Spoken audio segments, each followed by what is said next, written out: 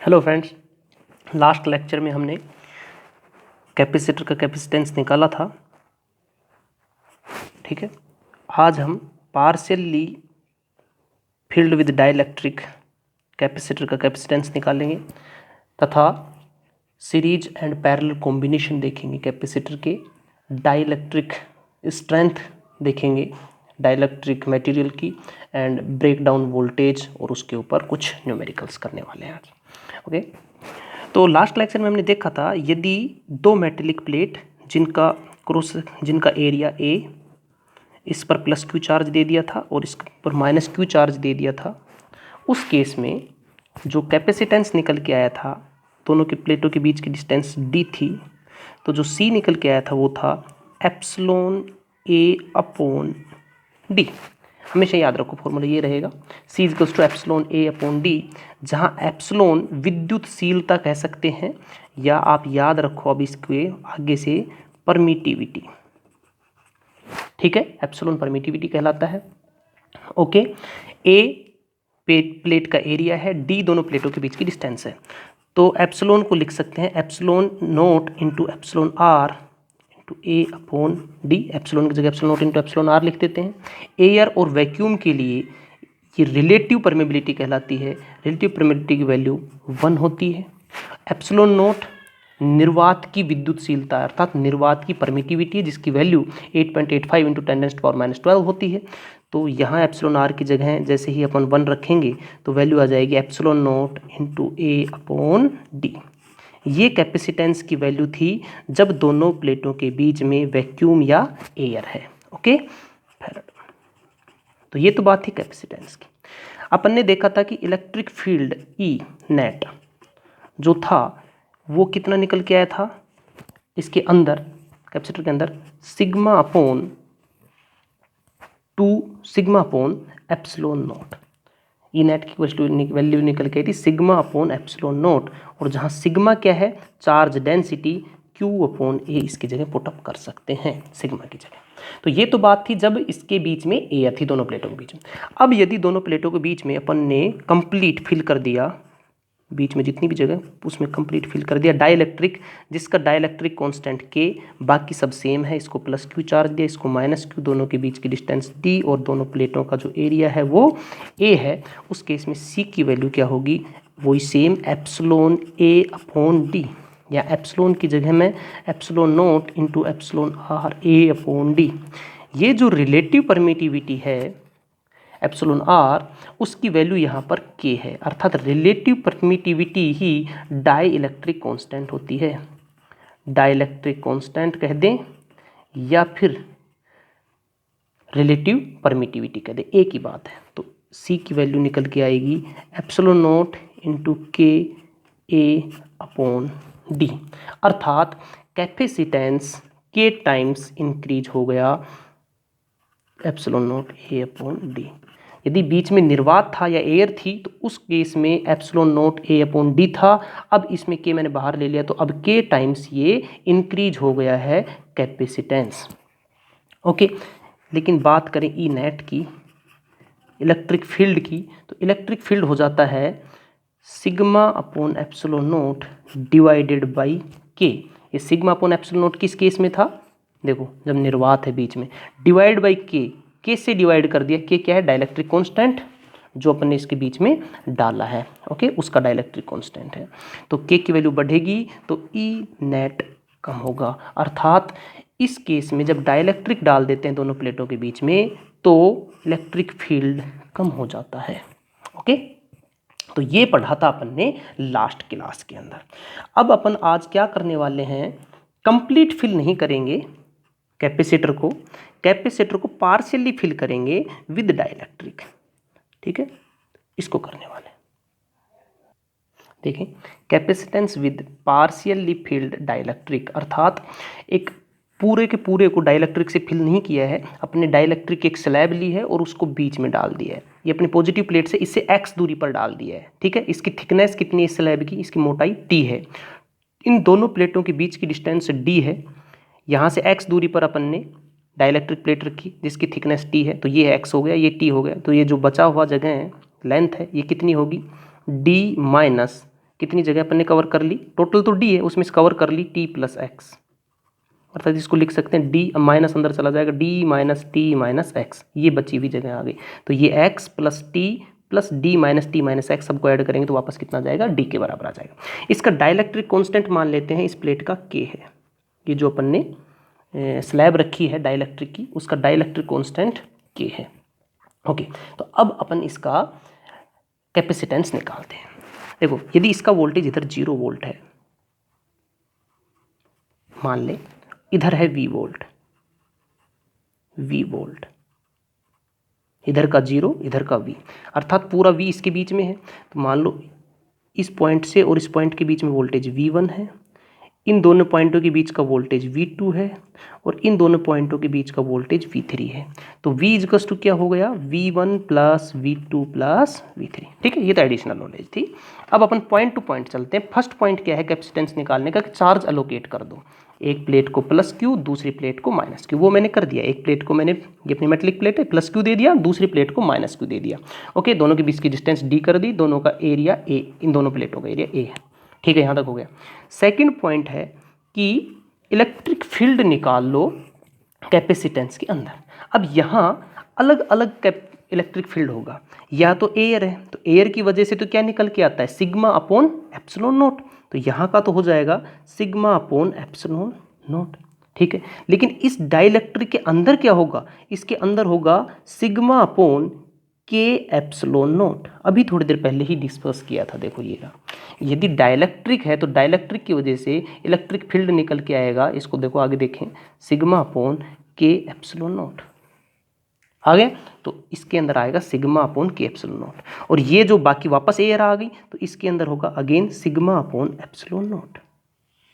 तो ये अपन ने तीनों की निकाल ली। फर्स्ट वाली स्लैब में है सिग्मा अपॉन एप्सिलॉन नोट, दूसरी वाली में है सिग्मा अपॉन के एप्सिलॉन नोट, सिग्मा अपॉन के एप्सिलॉन नोट, और जो वापस एयर आ गई तो उसके अंदर है सिग्मा अपॉन एप्सिलॉन नोट। ठीक है, थर्ड स्टेप क्या थी, वोल्टेज निकालना। और वोल्टेज क्या होता है, वोल्टेज होता है E इंटू लेंथ, जो भी है E इंटू डी, जो भी आएगी उसको करना पड़ेगा। तो यहाँ V इक्वल्स टू क्या है, पहले देखो V1 plus V2 plus V3, यहाँ 0 वोल्ट है, यहाँ V है, तो ये तीनों वोल्टेज जुड़े तब ये V हुआ, V1 plus V2 plus V3। Okay, तो देखो इस वाली स्लैब का वोल्टेज V1 है, और यहाँ इलेक्ट्रिक फील्ड कितना है, सिग्मा अपॉन एप्सिलॉन नोट, और इसकी लंबाई कितनी है, x। ठीक है, तो V की वैल्यू क्या होती है, E इंटू डी, अर्थात इलेक्ट्रिक फील्ड को उस डिस्टेंस से मल्टीप्लाई कर दो। ओके, तो V1 निकालना है यहाँ वाला, तो इलेक्ट्रिक फील्ड कितना है इसके अंदर, सिग्मा अपॉन एप्सिलॉन नोट, तो सिग्मा अपॉन एप्सिलॉन नोट, और इसकी विड्थ कितनी है, x, यहाँ से यहाँ तक की x हो गई। V2 निकालो इसके अंदर, या इस पॉइंट और इस पॉइंट के बीच का वोल्टेज V2 जिसको कहा है, तो इसके अंदर इलेक्ट्रिक फील्ड है सिग्मा अपॉन के एप्सिलॉन नोट, सिग्मा अपॉन के एप्सिलॉन नोट, तो सिग्मा अपॉन के एप्सिलॉन नोट। ठीक है, ये तो इलेक्ट्रिक फील्ड हो गया। अब किससे मल्टीप्लाई करना है, लेंथ कितनी चौड़ाई है इसकी t, तो t से मल्टीप्लाई कर दो, प्लस V3 इस वाली पॉइंट पे निकालना है, इसके बीच में।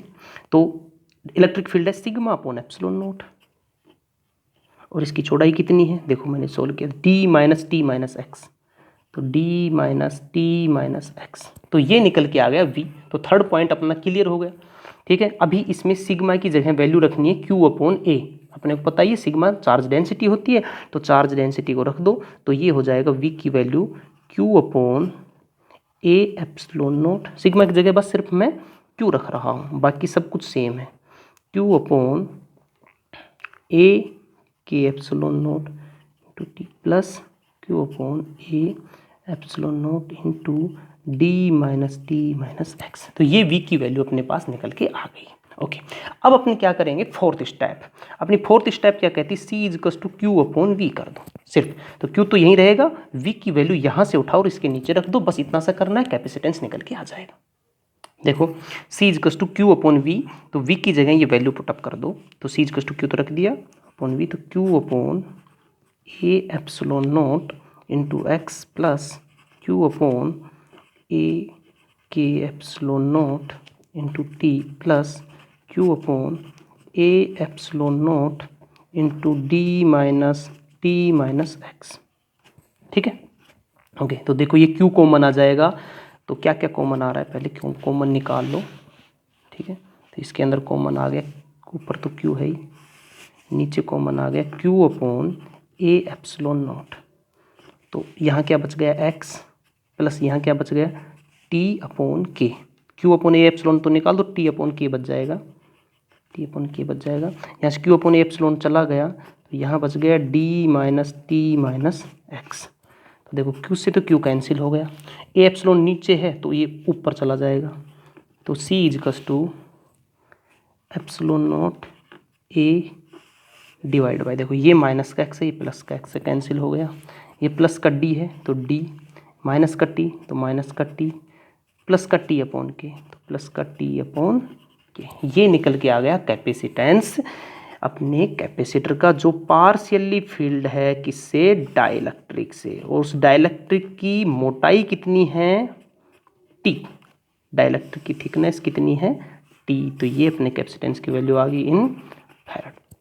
अब देखो इस फॉर्मूले में कहीं भी x नहीं आया, और अपन ने यहाँ जो x लिया था वो क्या लिया था, देखो अपन ने x लिया था कि ये जो स्लैब है पॉजिटिव प्लेट से x दूरी पर है। तो इसका मतलब ये हुआ कि आप इस स्लैब को यहाँ रखो, चाहे यहाँ रखो, चाहे यहाँ रखो, कहीं भी रखो इस स्लैब को, उस स्लैब की पोजीशन चेंज करने से अपना कैपेसिटेंस चेंज नहीं हो रहा है। क्यों? क्योंकि कैपेसिटेंस में कहीं भी x की टर्म नहीं है, तो ये इसकी पोजीशन पर डिपेंड नहीं करेगा कि आपने स्लैब कहाँ रखी है, कहीं भी रख सकते हो इसमें। ओके, तो उसकी डाइलेक्ट्रिक की जो स्लैब है उसकी पोजीशन पर डिपेंड नहीं कर रहा है। ओके, एक चीज़ समझ में आई। दूसरा, टी क्या है, स्लैब की थिकनेस, तो स्लैब की थिकनेस पर डिपेंड कर रहा है। के क्या है, थिकनेस मतलब मोटाई। के क्या है, स्लैब का डाइलेक्ट्रिक कांस्टेंट, तो अपना कैपेसिटेंस स्लैब के डाइलेक्ट्रिक कांस्टेंट पर भी डिपेंड कर रहा है। ओके, तो ये चीज़ें मेन थी, अपन ने समझ ली। अब देखो इस फॉर्मूले को याद कैसे करें, समझे कैसे। देखो अपन ने क्या किया है, डी टोटल लेंथ है, दोनों प्लेटों के बीच की जो डिस्टेंस है वो क्या है, डी है, टोटल डी। उसमें से मैंने उधार मांगी कि आप ना मेरे को इतनी सी एक पट्टी दे दो, आप दे दो मेरे को इसमें से निकाल के जिसकी थिकनेस टी हो, तो आपने मेरे को दे दी। तो निकाल दोगे तो डी माइनस टी बचा, अभी आगे का मत सोचो, सिर्फ डी माइनस टी बचा। ओके, मैंने उस पट्टी में डाइलेक्ट्रिक भरा जिसका dielectric constant T, dielectric constant के है, भर लिया। भर के मैंने आपको वापस दे दी कि अब इस पट्टी को वापस यहाँ पर लगा दो। ठीक है, तो आपने इस पट्टी को वापस लगा दिया, लेकिन इस पट्टी के अंदर अब क्या भरा हुआ है, डाइलेक्ट्रिक भर के मैंने आपको दिया है, और जिसका डाइलेक्ट्रिक कांस्टेंट क्या है, के। ठीक है, तो आपने ऐड किया, लेकिन टी अपॉन के से ऐड, इसको ऐड किया। समझ में आया? पहले तो आप इस पट्टी को बोरो कर लो, ले लो, आप ले लिया, लेने में आप डी माइनस टी कर दिया आपने। ठीक है, फिर इसमें आपने डाइलेक्ट्रिक भरा जिसके डाइलेक्ट्रिक कांस्टेंट के है, भर के आपने कहा कि वापस रख दो इसको आप इसके अंदर, तो आपने प्लस कर दिया वापस, लेकिन टी अपॉन के से किया। अब यदि ये फॉर्मूला आपको समझ में आया है तो अब आप एक क्वेश्चन खुद करके देखें कि मैंने एक कैपेसिटर रखा है, ये इसके अंदर यहाँ से यहाँ तक तो एयर है, और यहाँ पर मैंने एक स्लैब लगाई डाइलेक्ट्रिक की जिसका डाइलेक्ट्रिक कांस्टेंट K1 है और थिकनेस इसकी T1 है, यहाँ से यहाँ तक इसकी मोटाई T1 है। दूसरी प्लेट लगाई, ये पास पास में है, थोड़ा सा अंतर मैं आपको इसलिए दिखा रहा हूँ कि थोड़ा समझ में आ जाए। ये यहाँ से और ये कंप्लीट फिल कर दिया मैंने यहाँ से यहाँ तक। इसकी थिकनेस कितनी है, T2, और इसका डाइलेक्ट्रिक कांस्टेंट क्या है, K2। दोनों प्लेटों के बीच की डिस्टेंस कितनी है, D है। एरिया वही सेम A है, प्लस क्यू चार्ज इधर और माइनस क्यू चार्ज इधर। अब मैं आपसे पूछूं कि इसका कैपेसिटेंस बताओ मेरे को, तो आप सीधा लिखो पहले एप्सिलॉन नॉट ए अपॉन दोनों प्लेटों के बीच की डिस्टेंस डी। यहाँ तक कर दिया। पहले इस T1 की बात करो कि आप मांग लो मेरे से कि सर मेरे को T1 दे दो, T1 दे दो, तो मैंने माइनस T1 कर दिया। आपने उस ये जो मैंने T1 दी आपको जगह, इस जगह में आपने क्या किया, डाइलेक्ट्रिक भरा, डाइलेक्ट्रिक कांस्टेंट उसका क्या रखा, K1, और मेरे को वापस दे दे सर इसको वापस रख दो, तो मैंने वापस इसमें ऐड कर दिया T1 अपॉन K1 को। ठीक है, अब आप थोड़ी देर बाद बोले सर ये T2 मेरे को दे दो, T2 दे दो, तो मैंने माइनस T2 कर दिया और आपको दे दिया। आपने वापस उसमें डाइलेक्ट्रिक भरा, डाइलेक्ट्रिक कांस्टेंट K2 के साथ, और आपने मेरे को वापस कहा कि सर इसको वापस ऐड कर दो, तो मैंने वापस ऐड कर दिया, लेकिन डाइलेक्ट्रिक कांस्टेंट K2 के साथ तो T2 अपॉन K2 को मैंने इसमें ऐड कर दिया। इस तरीके से चाहे कितने भी इसके अंदर अलग अलग स्लैब भरें, आप फॉर्मूला इजीली निकाल लेंगे। ये आपका सिंपल वे हो गया, समझ गए होंगे तो आप इजीली इस तरीके से कर सकते हैं। ठीक है, दूसरा तरीका एक और भी होता है। ये सारे कैपेसिटर सीरीज में हो गए, देखो 1 कैपेसिटर, 2 कैपेसिटर और 3 कैपेसिटर। ये तो एयर कैपेसिटर हो गया जिसकी विड्थ ये है D माइनस T2। ठीक है, इसको तो बोल दिया आपने C1। इसके अंदर K1 डाइलेक्ट्रिक भरा हुआ है जिसकी थिकनेस कितनी है T1। इसमें K2 डाइलेक्ट्रिक कांस्टेंट का एक डाइलेक्ट्रिक भरा हुआ है जिसकी बीच की चौड़ाई कितनी हो गई T2। ये 3 कैपेसिटर हैं, तीनों सीरीज के अंदर हैं, तीनों की अलग अलग वैल्यू निकालो C1, C2 एंड C3 और सीरीज कॉम्बिनेशन जो अभी थोड़ी देर बाद में पढ़ने वाले हैं उससे आप इसका C इक्विवेलेंट निकाल सकते हैं। लेकिन आंसर यही आएगा जो अभी आपने सीखा है, तो आप इसीलिए इस तरीके से भी निकाल सकते हैं। ओके, तो ये आज अपना कंप्लीट हो गया capacitance with partially filled dielectric. अब अपन पढ़ेंगे series and parallel combination of capacitor. Capacitance of series combination and equivalent capacitance of parallel combination अपन देखने वाले हैं। देखिए ये है सीरीज कॉम्बिनेशन, रजिस्टेंस में अपन ने सीरीज कॉम्बिनेशन पढ़ा था, उसी तरीके का कनेक्शन है। लेकिन याद रखें जो रजिस्टेंस के केस में रिजल्ट्स निकल के आए थे उनका जस्ट अपोजिट रिजल्ट यहाँ निकल के आने वाला है। ठीक है, रिजल्ट्स, लेकिन कनेक्शन सेम उसी तरीके से होंगे। सेकंड प्लेट इसकी फर्स्ट प्लेट से, इसकी सेकंड प्लेट इसकी फर्स्ट प्लेट से, और अपन यदि यहाँ से यहाँ जाएंगे तो इनको ऐसे यूँ क्रॉस करके वे जाएंगे। ओके, पैरेलल के अंदर फर्स्ट प्लेट सबकी एक जगह जुड़ गई, सेकंड प्लेट सबकी एक जगह जुड़ गई, तो ये हो गया समांतर क्रम संयोजन। ओके, तो पहले एक बार श्रेणी क्रम संयोजन देख लेते हैं, फिर समांतर क्रम संयोजन बराबर पैरेलल में देख लेंगे। तो इसके लिए पहले इससे एक बैटरी कनेक्ट कर देते हैं जिसका वोल्टेज V ले लेते हैं। ओके, V वोल्ट की अपन ने एक बैटरी कनेक्ट कर दी। ओके, तो अपने याद होगा रजिस्टेंस के केस में देखा था कि श्रेणी क्रम में करंट सेम होती है, current I equals to Q/T, current same होती है। लेकिन यहाँ चार्ज सेम होगा। क्या सेम होगा? चार्ज। किस तरीके से होगा? देखो यहाँ चार्ज गया Q, टोटल Q ही चार्ज रहने वाला है। Q चार्ज गया प्लस Q का है, तो यहाँ जाके स्टोर हुआ प्लस Q चार्ज। कितना चार्ज आया यहाँ पर? Q charge. तो जब यहाँ प्लस Q चार्ज है तो इस प्लेट पर इंड्यूस हो जाएगा, अर्थात ये पॉजिटिव चार्ज नेगेटिव चार्ज को अपनी तरफ अट्रैक्ट करेगा। तो यहाँ पर माइनस Q इंड्यूस हो गया, उत्पन्न हो गया इस प्लेट पर। ठीक है, यहाँ तक समझ में आया। लेकिन ये पॉजिटिव चार्ज इस प्लेट पर कोई जो पॉजिटिव चार्ज होगा उसको क्या करेगा? रिपेल करेगा। सेम अमाउंट के पॉजिटिव चार्ज को रिपेल करेगा, मतलब प्रतिकर्षित करेगा। तो जो सेम अमाउंट का पॉजिटिव चार्ज है वो इधर से इधर भी जाएगा, पॉजिटिव Q चार्ज, और कहाँ चला जाएगा? इस प्लेट पर आ जाएगा। तो यहाँ पर प्लस Q चार्ज आ गया। अब सेम काम ये वाला प्लस Q करने वाला है। क्या काम करने वाला है? देखो ये पॉजिटिव चार्ज नेगेटिव चार्ज को अपनी तरफ अट्रैक्ट करेगा, अर्थात माइनस Q आ जाएगा इस प्लेट पर। लेकिन ये चार्ज पॉजिटिव चार्ज को रिपेल करेगा। जो यहाँ पर कोई पॉजिटिव चार्ज होगा उसको ये चार्ज रिपेल करेगा, प्रतिकर्षित करेगा, क्योंकि यही है मेन सोर्स। तो यहाँ से ये चार्ज को इसने रिपेल किया, Q चार्ज को, प्लस Q चार्ज को, और प्लस Q चार्ज यहाँ चला गया। सेम सबकी पॉजिटिव प्लेट पर Q चार्ज है, और कैपेसिटेंस का जो चार्ज होता है, कैपेसिटर का जो चार्ज होता है, मैंने पहले भी बताया है, उसकी पॉजिटिव प्लेट को देखकर ही बताया जाता है। तो देखो सबकी पॉजिटिव प्लेट पर Q चार्ज है, और फ्लो भी कितना ही कर रहा है? सिर्फ Q चार्ज ही कर रहा है।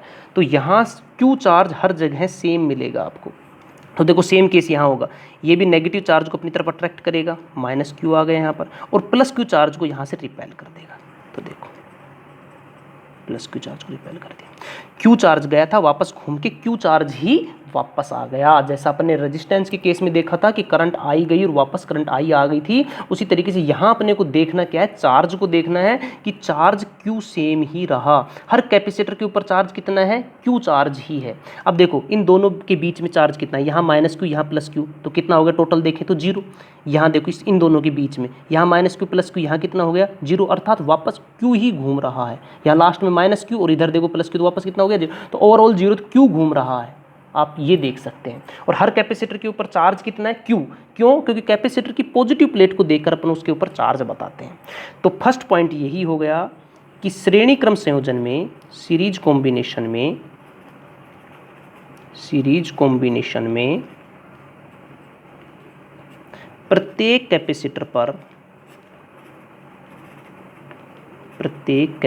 पर चार्ज सेम होता है, चार्ज सेम होता है। ठीक है, बहुत ही इंपॉर्टेंट कंक्लूजन है। और कितना रहेगा, Q, जो बैटरी से निकलेगा वही सबके ऊपर चार्ज रहने वाला है Q। तो प्रत्येक कैपेसिटर के ऊपर चार्ज कितना, Q, चाहे C1 हो, चाहे C2 हो, चाहे C3 हो, तीनों के ऊपर चार्ज Q है। ओके, सेकंड पॉइंट देखते हैं। यदि ये V वोल्ट है तो ये V वोल्ट यहाँ पर ड्रॉप हुआ होगा, तभी तो यहाँ V है और यहाँ 0 है। इस पॉइंट पर यहाँ वोल्टेज कितना होगा V, और इस पॉइंट पर वोल्टेज कितना 0। क्यों, क्योंकि ये पूरा कहीं ना कहीं इन पर ड्रॉप हुआ। मान लो इस पर ड्रॉप हो V1, इसके अंदर गया V2 और इसके अंदर गया V3, तो V इजकस टू क्या हो गया, V इजकस to V1 plus V2 plus V3। Okay, इसको अपन ऐसे भी देख सकते हैं कि V इजकस टू होता है W/Q। पढ़ाया था मैंने, याद होगा आपको, एक लेक्चर में मैंने ये चीज़ डिस्कस की थी, जहाँ वोल्टेज पढ़ाया वहाँ बताया था। W क्या है, work done on this charge. ठीक है, इस चार्ज पर किया गया वर्क डन है। तो बैटरी ने टोटल काम कितना किया, W किया। ठीक है, अब ये W किस तरीके से डिवाइड हुआ, मतलब इसने टोटल काम W किया है। तो देखो कैसे किया हुआ, चार्ज को यहाँ से यहाँ ले जाने में इसने थोड़ा सा काम किया, जिसको बोल दिया अपन ने W1। फिर चार्ज को यहाँ से यहाँ ले जाने में इसने काम किया, जिसको बोल दिया अपन ने W2। यहाँ से यहाँ ले जाने में जो काम किया उसको बोल दिया W3। तो टोटल W बराबर क्या हो गया, W1 plus W2 plus W3। और यही तो वोल्टेज है, अर्थात V बराबर V1 plus V2 plus V3। आप ऐसे समझ सकते हैं, अदरवाइज ये सिंपल सी चीज़ है, कोई बड़ी बात नहीं। V equals to V1 plus V2 plus V3। अब आप बताओ, कैपेसिटर फर्स्ट पर, जिसको अपन जिसका कैपेसिटेंस C1 बोला है, उसके ऊपर वोल्टेज कितना होगा, V1। तो अपने को पता है Q इजकस टू CV, तो V इजकस टू क्या हो गया, Q/C, इस फॉर्मूले से। ठीक है ना, तो इस फॉर्मूले से देखो तो V1 इजकस टू क्या हो गया, Q, चार्ज तो सब पर Q ही है, और इसका कैपेसिटेंस कितना है, C1। इसी तरह V2 की वैल्यू क्या होगी इसमें, Q/C2, और V3 की वैल्यू क्या होगी, Q/C3। तो ये आपसे पूछा जाए कि कैपेसिटेंस 1 पर कितना वोल्टेज है, 2 पर कितना है और 3 पर कितना है, तो ये फॉर्मूले हो गए। थर्ड पॉइंट देखो, इक्विवेलेंट कैपेसिटेंस निकालना है। तो V टोटल वोल्टेज, तो टोटल वोल्टेज के लिए चार्ज टोटल कितना है, Q है, चार्ज तो हमें सीरीज में सेम ही रहने वाला है Q, अपॉन टोटल कैपेसिटेंस, उसको अपन बोल देते हैं C इक्विवेलेंट। तो V की जगह मैंने रख दिया Q/C इक्विवेलेंट। V1 की जगह देखो मैंने लिख चुका हूँ Q/C1, V2 की जगह Q/C2, V3 की जगह Q/C3। Q कॉमन आ गया, कट गया, तो 1/C इक्विवेलेंट इजकस to 1/C1 plus 1/C2 plus 1/C3। ये अपना आ गया इक्विवेलेंट कैपेसिटेंस। ठीक है, फोर्थ जो पॉइंट है वो ये है कि मान लो दो कैपेसिटर हैं और सीरीज में कनेक्टेड है। ठीक है, एक का कैपेसिटेंस है 1000 माइक्रोफैरड और एक का है 1 माइक्रोफैरड, और मैं आपसे पूछूं कि इसके C इक्विवेलेंट की वैल्यू मेरे को बताओ। ठीक है, तो मैं ये चीज़ दावे से कह सकता हूँ कि इसका जो C इक्विवेलेंट निकल के आएगा वो लेस देन 1 माइक्रोफैरड आएगा। बाकी तो अपन कैलकुलेट करके तो बता ही देंगे, लेकिन ये मैं बता सकता हूँ कि इसका जो C इक्विवेलेंट है वो लेस देन 1 माइक्रोफैरड आएगा। तो अपन क्या देख रहे हैं, क्या देख रहे हैं, जो सबसे छोटा है कॉम्बिनेशन के अंदर, जो सबसे छोटा कैपेसिटर होगा, सबसे कम वैल्यू का कैपेसिटर होगा, उससे भी कम वैल्यू का कैपेसिटेंस निकल के आता है अपने कॉम्बिनेशन का। ओके, तो अपन ये कह सकते हैं कि C इक्विवेलेंट कॉम्बिनेशन का सबसे छोटे कैपेसिटर से भी कम आता है, कम आता है। ठीक है, तो सबसे छोटा कैपेसिटर होगा जिसकी वैल्यू सबसे कम होगी, उससे भी कम कैपेसिटेंस निकल के आएगा। ये रिजल्ट यहाँ से निकल के आता है। ओके, फिफ्थ है पॉइंट, यदि दो कैपेसिटर सीरीज में दिए हों, दो कैपेसिटर अपने को सीरीज में दे दिए, एक की वैल्यू C1 और एक की वैल्यू C2, और C इक्विवेलेंट निकालना है तो डायरेक्ट अपन लगा सकते हैं C1 C2 divide by C1 plus C2। जिस तरीके रेजिस्टेंस में पैरेलल में करते थे वो सब उल्टा हो गया, जो रेजिस्टेंस में पैरेलल में होता था वो यहाँ सीरीज में रिजल्ट्स लिखने हैं, बाकी कुछ नहीं है, बाकी सब सेम है। छठा देखो, 1 2 3 4 और 5 कैपेसिटर सीरीज में कनेक्टेड है, और पाँचों की जो वैल्यू है वो 10 माइक्रोफैरड है, सबकी 10 माइक्रोफैरड की है। ठीक है, मैं पूछूं कि बताओ सी इक्विवेलेंट कितना होगा, इस कॉम्बिनेशन का टोटल कैपेसिटेंस कितना निकल के आएगा। तो डायरेक्ट आप कर सकते हो 10 बटा कितने हैं 5, तो वैल्यू आ गई 2 माइक्रोफैरड। अर्थात मैंने क्या किया, सी इक्विवेलेंट के लिए सेम जो वैल्यू है कैपेसिटेंस की सब में, जैसे 10 10 के माइक्रोफैरड के, तो सी लिख दिया डिवाइड बाई कितने कैपेसिटर लगाए हैं, मान लो एन लगाए हैं तो एन, तो C equivalent equals to C upon N. यदि सेम वैल्यू के कैपेसिटर सीरीज में जुड़े हुए हों तो इस तरीके से अपन निकाल सकते हैं डायरेक्ट। ठीक है, तो ये 6 पॉइंट हो गए अपने सीरीज कॉम्बिनेशन के। तो ऐसे ही अपन रिजल्ट देखते हैं पैरेलल कॉम्बिनेशन के अंदर क्या निकल के आता है। ठीक है ना, जस्ट इनका उल्टा करते हुए चलेंगे। ओके, देखो ये पैरेलल कॉम्बिनेशन है, बता ही दिया था किस तरीके से है। ये बैटरी कनेक्ट कर दी मैंने V वोल्ट की, बैटरी के दोनों टर्मिनलों के बीच में वोल्टेज V है, तो इस कैपेसिटर के ऊपर भी वोल्टेज V होगा, इस पर भी V और इस पर भी V, पैरेलल में कनेक्टेड है। तो सेम क्या हुआ, सब कैपेसिटर्स के ऊपर सेम क्या हुआ, वोल्टेज। वहाँ क्या सेम था, चार्ज। ठीक है, सेकंड पॉइंट, यहाँ से Q चार्ज गया, वो 3 पार्टों में डिवाइड होगा, इधर गया Q1, इधर गया Q2 और इधर गया Q3। Q 3 पार्टों में डिवाइड होगा, Q1 Q2 और Q3। ठीक है, तो Q इजकस to Q1 plus Q2 plus Q3। ठीक है, अब देखो कैपेसिटेंस C1 के अंदर, C1 कैपेसिटर के अंदर जिसका कैपेसिटेंस C1 है, उसके अंदर चार्ज कितना होगा, तो उसके अंदर चार्ज की वैल्यू क्या होगी, वो Q1 की वैल्यू निकालनी। तो देखो Q इजकस टू होता है C इंटू वी, तो Q1 की वैल्यू हो गई C1 इंटू वी, पैरेलल में वोल्टेज तो सेम ही रहने वाला है। Q2 की वैल्यू जो C2 के अंदर है उसकी वैल्यू कितनी होगी, C2 इंटू वी, और Q3 की वैल्यू जो तीसरा जो कैपेसिटर वो जो कितना चार्ज स्टोर करेगा, C3 into V. Okay, simple है।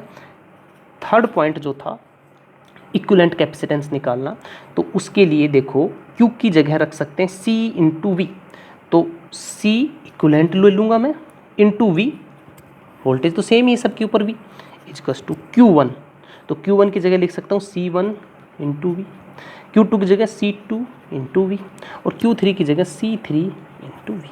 सब में वोल्टेज V कॉमन आ गया, तो C इक्विवेलेंट इजकस to C equivalent into V इजकस टू वी को कॉमन ले लिया, C1 plus C2 plus C3, V से वी इधर आके आपस में कट जाएंगे, तो C इक्विवेलेंट की वैल्यू जो निकल के आई वो आई C1 plus C2 plus C3।